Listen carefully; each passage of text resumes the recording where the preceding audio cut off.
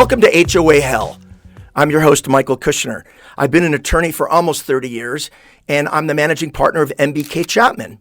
I'm the attorney who created the systems and practices that the most successful attorneys in California that represent homeowners in disputes with their HOAs use every day. With me is a senior associate at MBK Chapman, Sam Khil. Sam, how are you today? Good morning. Doing well, Mike. Thank you. Well, thank you for being on the show. You're going to, as people will recognize, you're going to be a frequent visitor and frequent guest because of the breadth of your knowledge. Appreciate that. Today, we're going to talk about a very important topic. And although this is regarding a law that just went into effect a couple of months ago, January 1st of 2025, it actually was in the works for several years and was passed a few years ago. And the legislature had to give HOAs time to prepare for this, and part of what we're going to talk about today is they're not.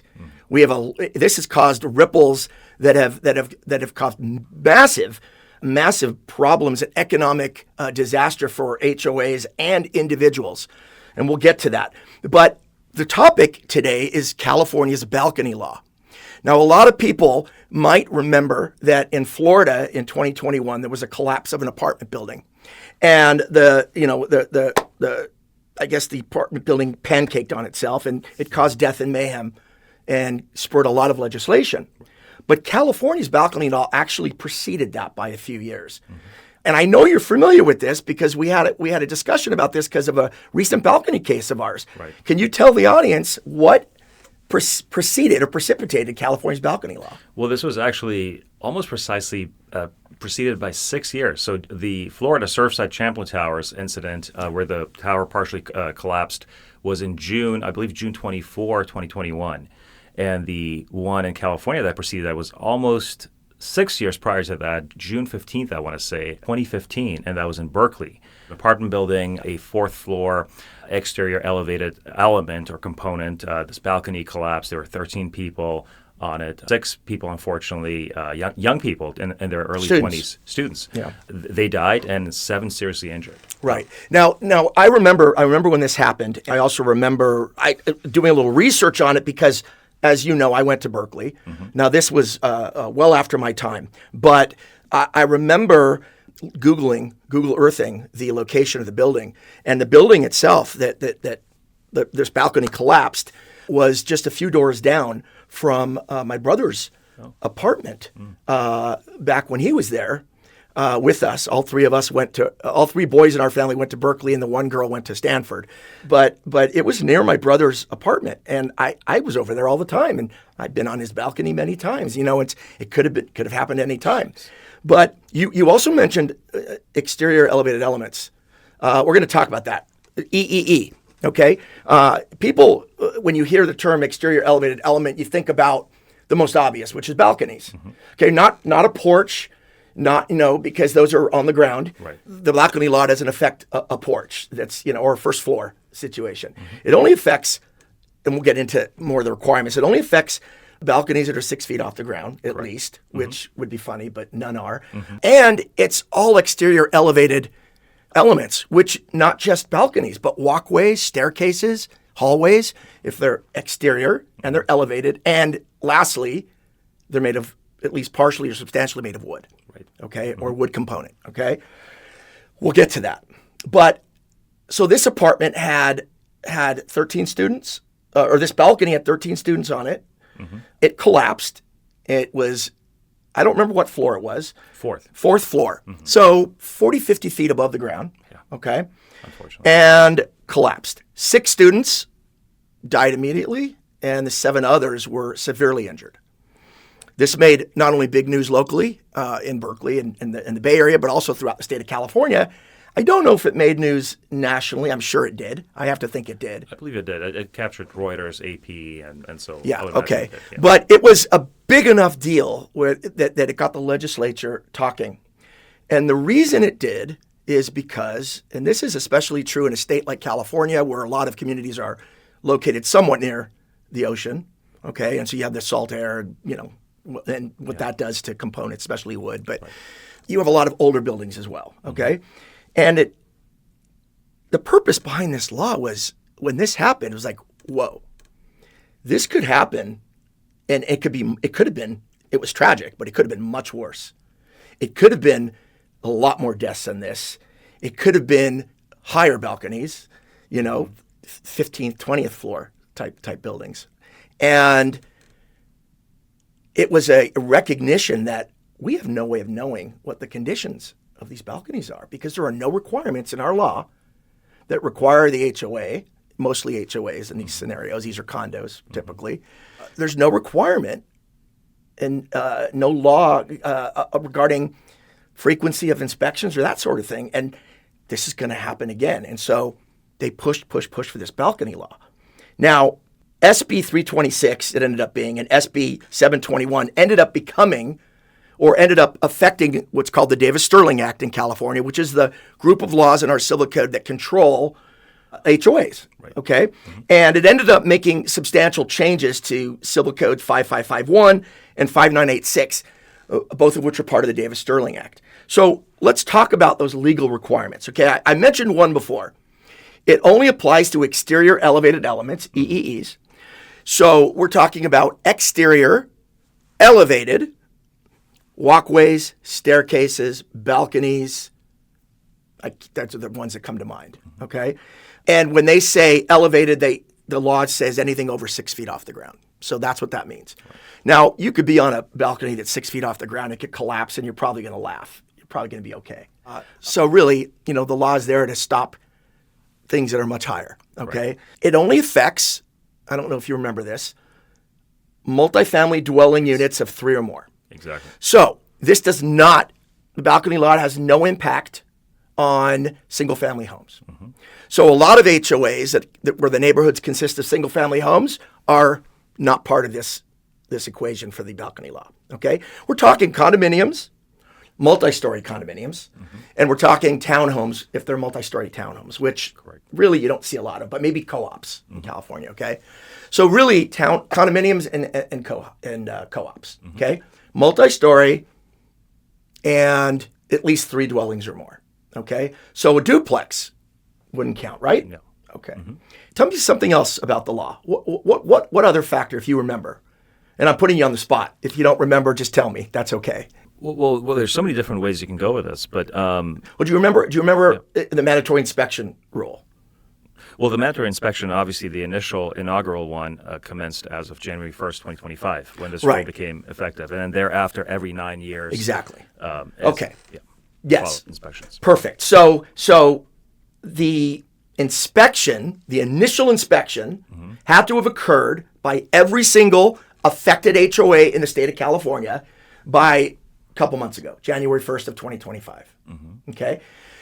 And then once the inspection occurs, at least once, you can do it as much as you want, but at least once every 9 years, who has to do the inspection? Well, these have to be licensed professionals. What does that mean? And initially, it was a very limited list of who could do these inspections. It couldn't be any average Joe Schmo contractor or anyone. It had to be a licensed... It can't just be a general contractor. Either a structural engineer or an architect, someone in that capacity. And I know that they have slightly expanded that, and without getting into the weeds and nuances of it, but they've made an effort to slightly expand it to afford HOAs and their boards additional options so they can streamline the process and kind of move things along and also comply with that deadline that was earlier this year. Exactly. So we've got a mandatory inspection, EEEs, okay, exterior elevated elements, at least once every 9 years by a licensed professional conducting the inspection, and at least as the way the code sections were written, engineer, architect. They've expanded it slightly, but we're still talking about licensed professionals. Very important. You can't just have the president and the secretary of the HOA, lay people, go and look at this stuff. Now, what is it they're inspecting? Well, they have to do a visual inspection of all EEEs, all elevated elements, every staircase, every walkway off 6 feet, or... Well, not really. It's a substantial or considerable sample size, essentially. Right. That's the way I envision it. That's right. Yeah. The law specifically says a substantial sampling size, right? So if your HOA has 200 homes and you've got 200, or out of the 200 homes you've got 100 EEEs, 100 elevated exterior elevated elements, it doesn't say what percentage of the 100 would be a substantial sampling, but I would figure more than half for sure. Okay, that's my opinion. And that'll get fleshed out with court cases, I'm sure. But it has to be, you don't have to look at every single one. That could be cost prohibitive. But they have to do it they got to put their eyes on it. They have to actually go to the site, this licensed professional or licensed professionals, look at the exterior elevated elements, a substantial sampling, and then they've got to write a report. And we're going to get to that in 1 second. So I want to pause on going through the law by bringing you back just for a second on something. Okay. And I'm sure you have no idea what I'm going to say because we don't prepare for these, okay? This will spark some recognition. Prior to this law kicking in, because we knew it was coming, okay? We knew the law gave several years to the HOAs. In the last year or two, let's say the last 18 months to 2 years, have we noticed an uptick in certain type of case coming through the law firm? Yeah. Related to this in some way. Right. What am I thinking? Well, let me see if I can guess correctly. I believe what you're alluding to is the increase or noticeable uptick in special assessments. Yes. Okay. Good. Yes. Okay, so for those of you that don't know, there are generally two kinds of assessments. There's a general assessment, which is your normal dues. It's kind of you know it up front what it's going to be. So you pay X amount per month for your HOA dues. Those are part of the general assessment, right? Yeah. Then there's something called a special assessment, and they can be determined if an emergency occurs or because there's a shortfall and stuff has to be repaired or maintained. Okay, so and if the law, Davis-Sterling Act, the law says that if the special assessment that's necessary is more than a certain certain part of that year's budget, it has to be brought before the homeowners as part of an election, and they say yes or no. In what we've seen and what you correctly got to what I was alluding to was in the last couple of years, we've seen a tremendous, significant uptick in people coming to our firm and saying, our HOA spent years failing to maintain and not doing the incremental steps that would take care of things, but instead just trying to save money, ignoring problems. And now they've come to us and said, hey, everybody, we need a check for $30,000 from every one of you. We've seen it go as high as 50. We've seen as high as 50, but they're averaging between 20 and 37,000. Right. That's the average. And I did this a little mathematical analysis last week just to get a number because I was curious.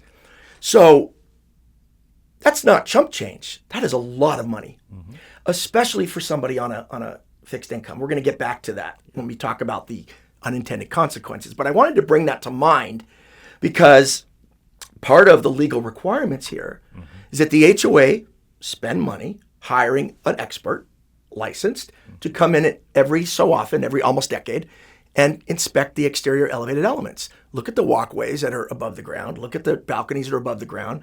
Look at these staircases that are above the ground and that are partially made of wood or made of wood, okay?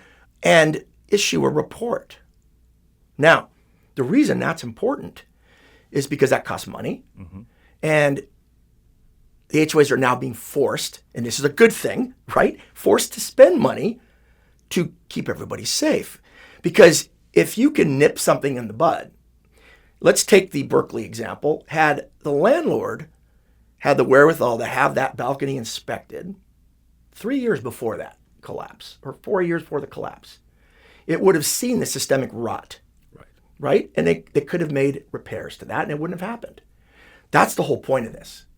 And HOAs should have been doing this anyway. So it's forcing the HOAs to do what they're already required of the law to do, which is maintain common areas. Exactly. Such an intuitive thing. I mean, you would think in real estate, I mean, this would have come about much sooner. But unfortunately, heartbreaking incident had to happen. And we know why. The HOAs are private corporations. They're nonprofit, but they're private corporations run by a board of directors consisting of lay people, members who live in the community and who don't know always what's best. And motivations are often all over the board. Some just want to keep dues low and they don't care. But the neglecting of and this is going to be a common theme throughout this podcast in the next 50, 100 episodes, is that HOA is required to do certain things under the Davis-Sterling Act. And one of them is maintain common areas. And the other thing, not to get too philosophical here, but that compounded neglect, it's not like it goes away.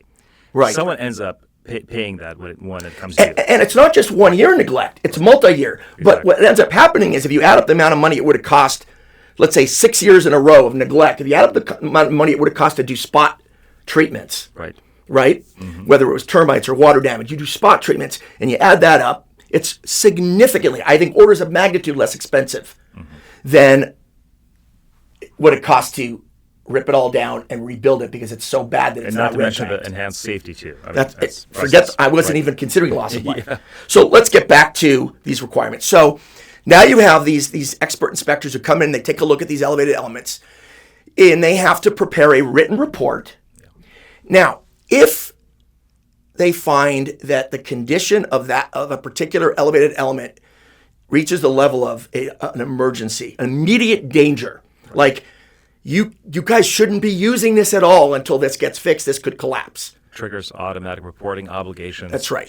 It triggers, right. Yeah, and although the law gives it 15 days, which is an eternity, in reality that'll probably never happen because of the potential liability. Can you imagine an architect, for example, sitting, coming in on a Friday, doing the report or doing the inspection, seeing such rot that he was actually very worried, like he wouldn't want to step on it, right? And then going and enjoying the weekend and waiting a week or so to do the report. Right.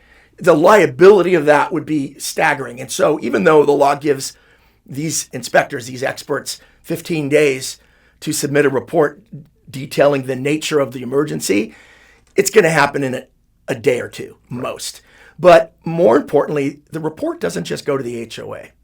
No. That's not enough because some HOAs, there's some bad ones out there. This is why my podcast is called HOA Hell. Some HOAs will sit on it because they don't care. No, this has to go to city code enforcement. Mm-hmm. Now the city is aware of what's going on here. And they're going to act. They're going to red tag immediately. Code enforcement, building safety, all. Now, let's say that there is no emergency. Right. This thing's in bad condition. It needs some repair, but there's no immediate threat.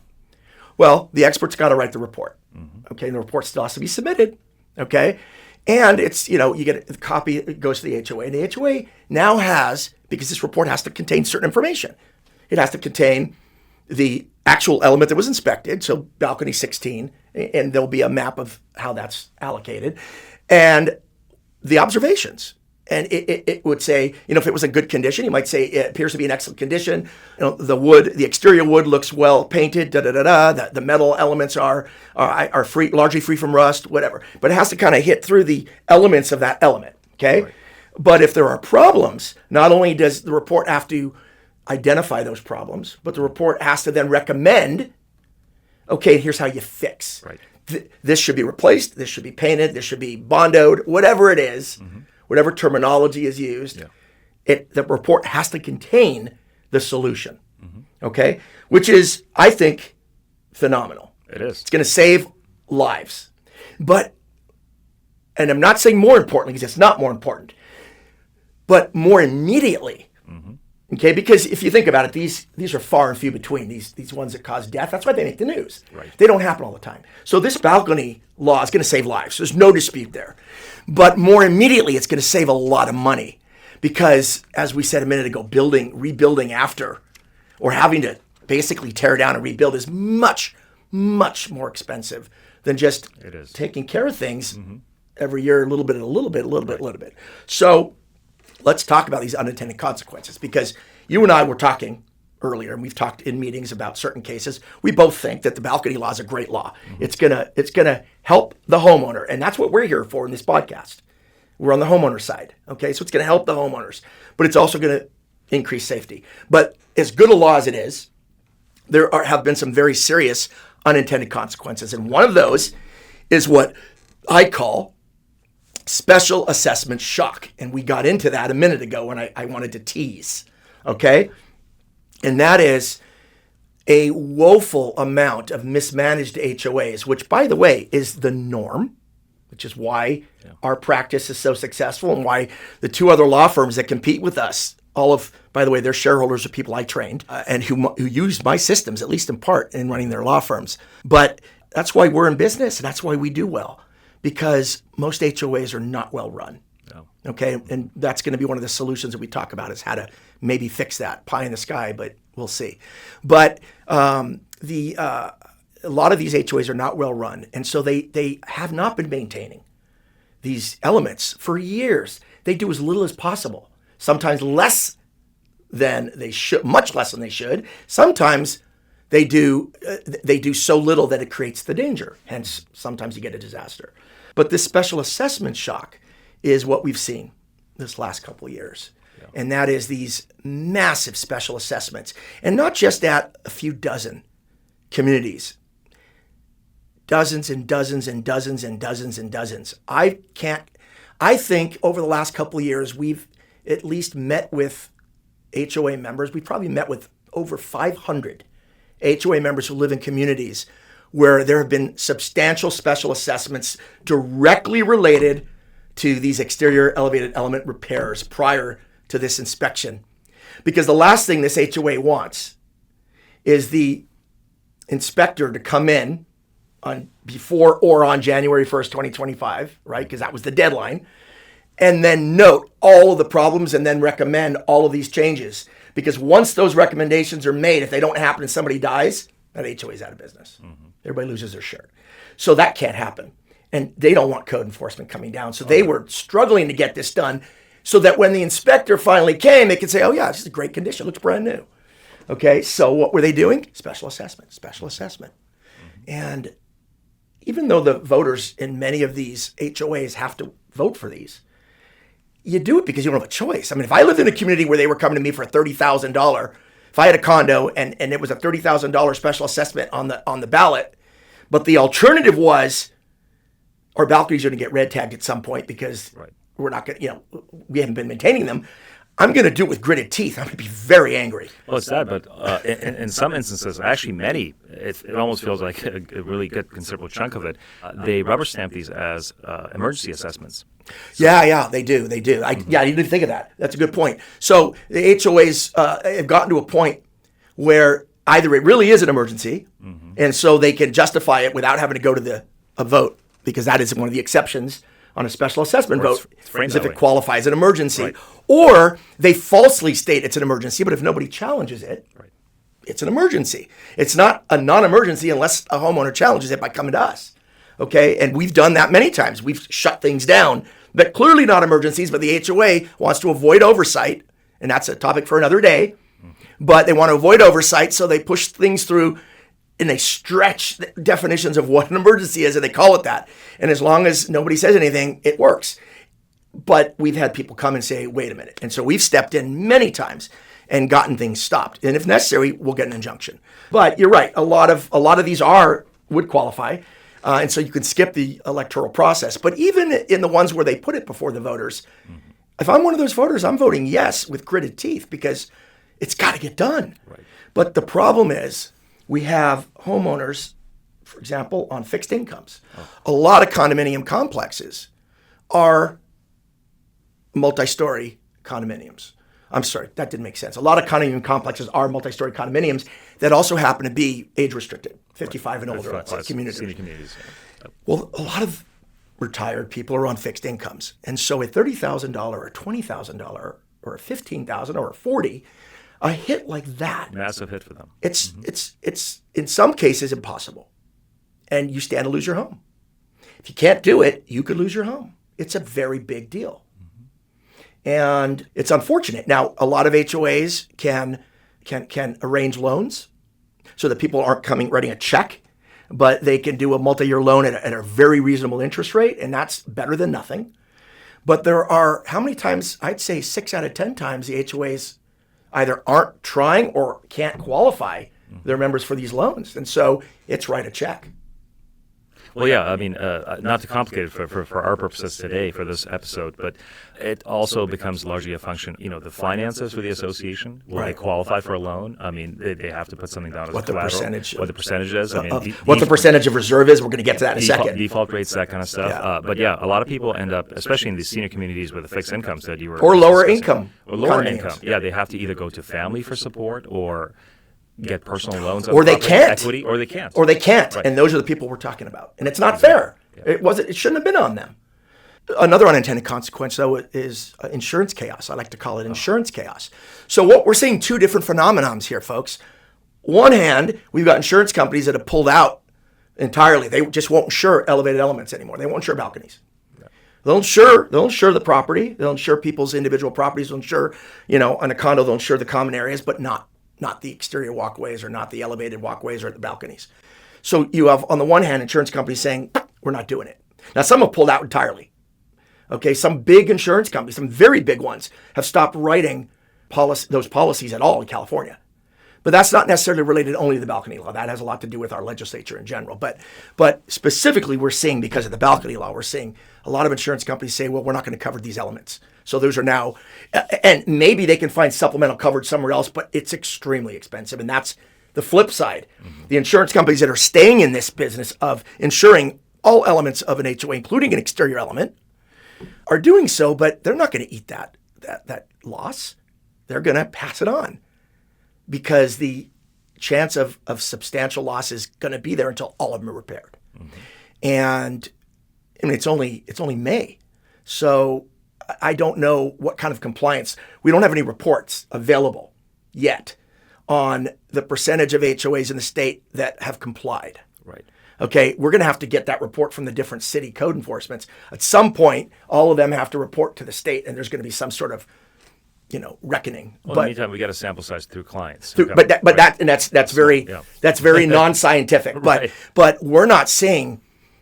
I'd be surprised if 6 out of 10 are. Okay, so we're going to have a lot of substantial non-compliance, and these insurance companies know that. Their actuarial tables are pretty sophisticated. Those guys are good at math.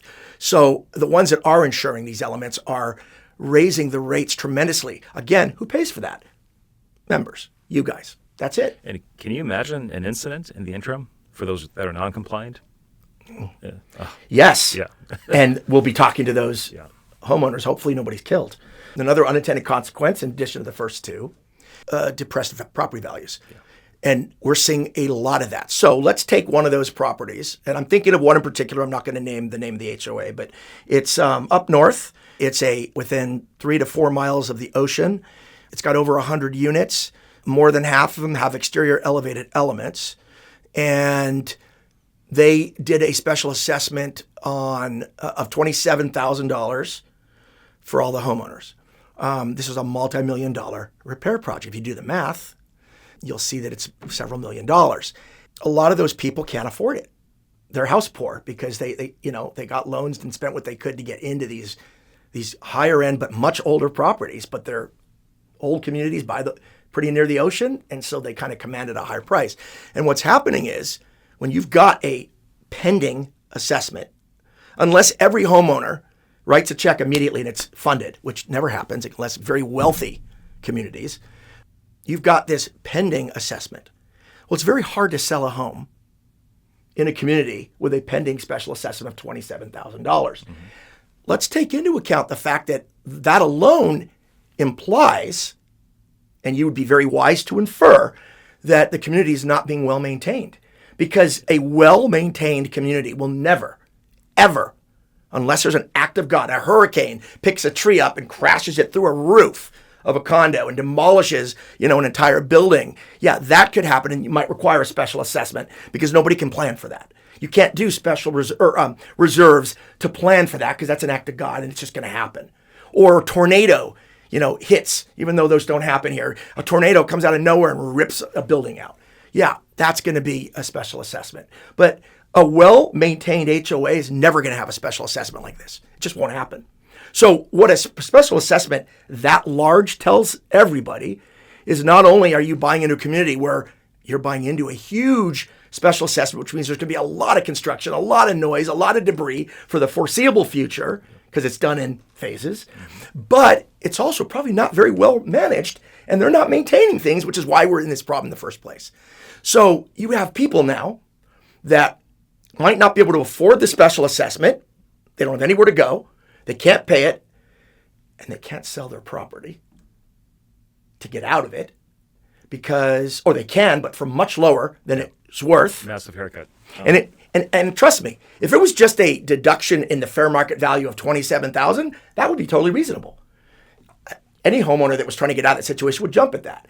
If the new homeowner has to come in and pay that, then the price should reflect that. But it's going to be much lower than that because it's going to take into account the failure to maintain.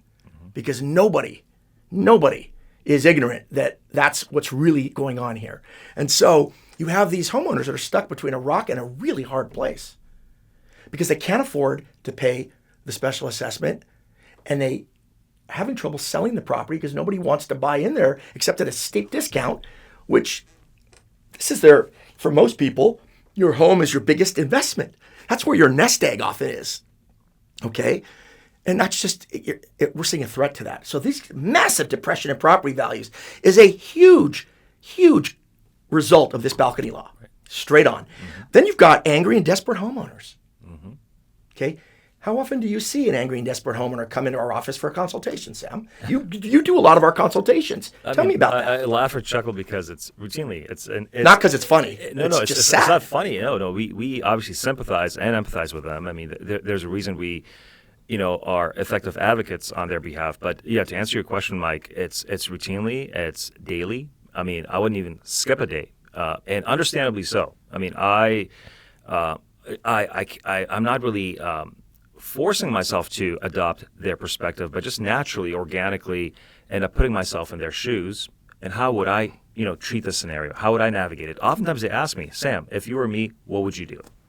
And then you find yourself having, a very natural, organic conversation with these like we're having. We're having, exactly. So you've got these angry and depressed homeowners.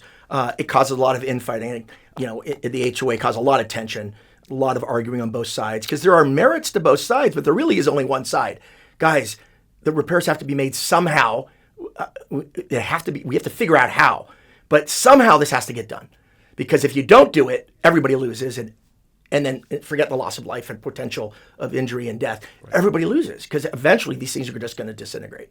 And in California, it's happening, and it's happening a lot. Another one is something we call a balcony premium, or I've called it the balcony premium, and it's the flip side of, I guess, the depressed property value. Right. And the balcony premium is, you have those 4 out of 10 HOAs maybe, and again, not a scientific poll, but just based on our looking at our numbers, you have 4 out of 10, communities in California that are in compliance, who the balconies have passed the inspection or are in great condition, and you can now advertise that. You can say fully, I would not be surprised if if we started seeing whether it's on Redfin or if you're going through an agent, what you start seeing advertisements like, fully compliant with California's balcony law. Sure. No special assessments, generated in the last decade. That is a selling point. It's a selling point. We're seeing it. It's a selling point. And it streamlines escrow too. I mean, the escrow purchase process. Right. That's another consideration. Because the lenders are looking at this too. Absolutely. Okay. 100%. The lenders are looking at this, and so are every time you buy a property in California, residential property, or anytime you get a loan on any property, commercial or residential, the bank is sending an appraiser to come by and look. Somebody's appraising that property. They're looking at everything. And there's always an inspection as well, but for a different reason. But darn sure that the lenders are looking at this too. But we're seeing it already as a selling point. I think it's going to become a public selling point at some point where you're going to start seeing, fully compliant, with California's balcony law. It's like no gluten. Here's our bottled water, no gluten. Yeah. You're going to start seeing that. And rightfully so. But what's going to happen is that those same communities that are doing it right, where the exterior elements are in good shape and they've passed, are going to sell for more.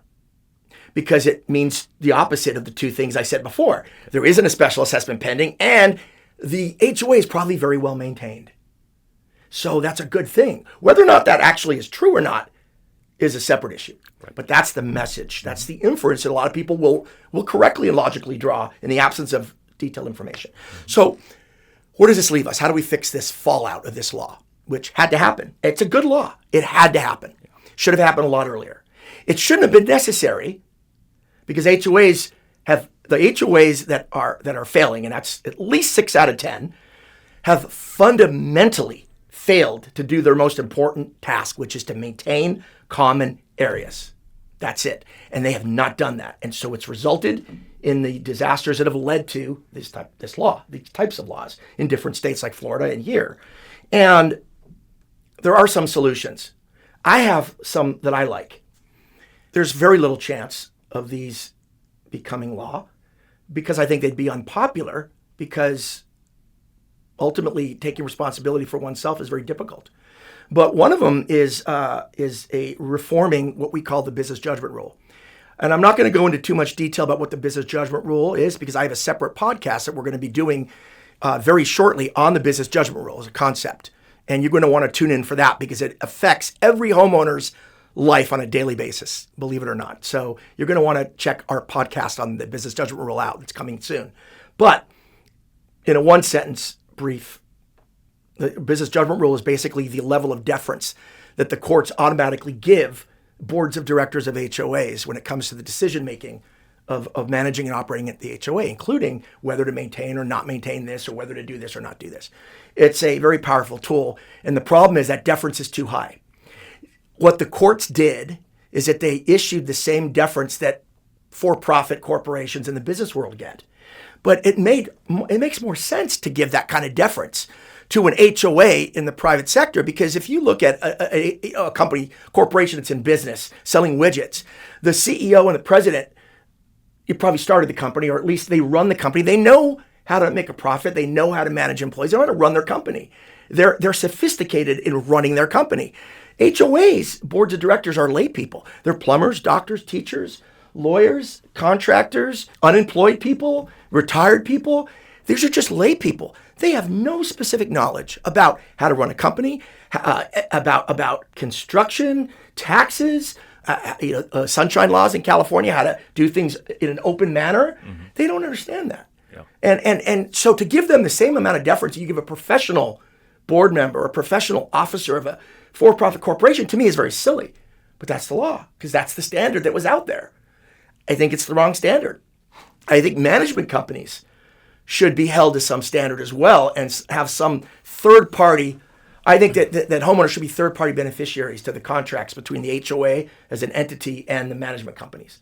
Management companies too much rubber stamp what the board tells them to do, even though their job is to instruct these lay people about what they should be or should not be doing. And because they want to keep the business, they often are yes men. We see that every day. That should change. And they should be held. They should have to have malpractice insurance too. And they should have to prove we advised the HOA to do this and they ignored us. If they can't prove that, they should be held liable. Right. So those are two of my... Well, practically what that will do, Mike, if this were to be hypothetically implemented, or at least the business judgment rule were to be modified, is going to force these folks in a more systematic manner to get more consultants, professionals. I mean, that's right. Including certain vendors, a plumber coming out. I mean, right. Things like we talked about just now with the balcony laws. It doesn't have to be a structural engineer per se or an architect, but it could be a standard vendor, a paint vendor coming out. Well, no, a paint vendor can't come out and give the inspection. Well, no, not the balcony portion of it, but on that component, I mean, or a plumber coming out and looking at piping. Well, you should have a paint. So, right. In California, the depending on what the surface is, a paint on wood, I think, is 3 to 5 year or a 3 year life, and paint on metals might be annual. And these things should be inspected. These elements, the gates should be, gates around the pool that are painted black all the time. They should be looked at once a year by a painter to see if any rust is forming. If it is, spot treat it. That's what you're supposed to do, but it's not done. We're running out of time. So basically, the two big ones are reform the business judgment rule, and let's start. I want to make homeowners third-party beneficiaries to the contracts between the HOAs and the management companies. I want management companies more liable for not doing their fundamental job, which is to explain to these lay people what their fundamental job is. Yeah. And let me just give a couple of closing thoughts at this point.